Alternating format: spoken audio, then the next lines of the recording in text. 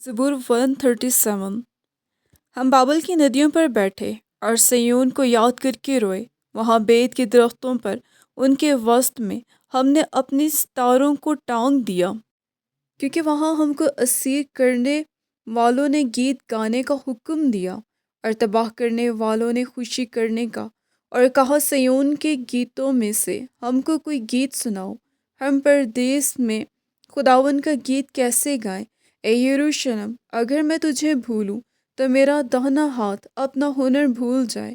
اگر میں تجھے یاد نہ رکھوں، اگر میں یروشلم کو اپنی بڑی سے بڑی خوشی پر ترجیح نہ دوں، تو میری زبان میرے تالو سے چپک جائے۔